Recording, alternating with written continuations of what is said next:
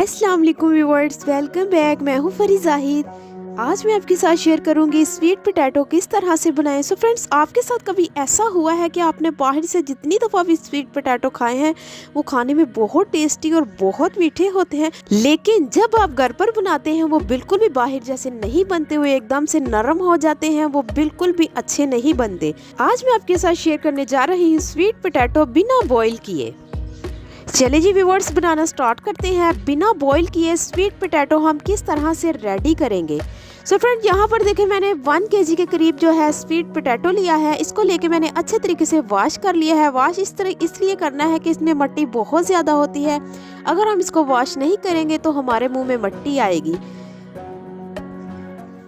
So friends, सबसे पहले हमें एक कुकर चाहिए। कुकर में मैंने 4 गिलास पानी ऐड किया है और उसमें मैंने जो है स्टैंड लगा लिया है। सो फ्रेंड, कोशिश करें कि स्टैंड तक पानी ना आए, स्टैंड से नीचे रहे पानी, ताकि हमारे जो है स्वीट पोटैटो अच्छे तरीके से स्टीम होकर जो है बॉईल हो जाए। सो फ्रेंड, खाने में ये इतने टेस्टी लगेंगे। जब आप इसको बना लेंगे तो ये बिल्कुल भी पिलपले नहीं होंगे, ये बहुत ड्राई बनेंगे और बहुत मीठे बने। चलिए जी व्यूअर्स, अब हम इसको 15 मिनट के लिए ढक्कन लगा देंगे। ढक्कन हमने बस इसी तरह से लगाना है, इसके ऊपर हम वेट बिल्कुल भी नहीं रखेंगे।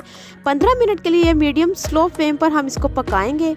चलिए जी, माशाल्लाह से आप देख सकते हैं हमारे स्वीट पोटैटो बिल्कुल रेडी है। 15 मिनट के बाद ये बहुत ज़बरदस्त जो है बन चुके हैं। यहाँ पर देखें माशाल्लाह से ये बिल्कुल भी इनमें से पानी नहीं निकल रहा, बिल्कुल ड्राई हैं और खाने में बहुत मीठे हैं। सो फ्रेंड, जब हम इसको पानी में डिप करके बॉईल करते हैं तो ये बहुत ज़्यादा मतलब कि पिलपिले से हो जाते हैं और इनमें से हल्का हल्का सा पानी भी निकलता है। इसको बॉईल करने के बाद यानी कि इसके टेस्ट में भी काफ़ी फ़र्क आ जाता है। ये बिल्कुल फीकी हो जाती है, खाने में ये बहुत मीठी होती है। अगर हम इस तरह से स्टीम करके इसको पकाएंगे तो बहुत ही मज़े की बनेगी।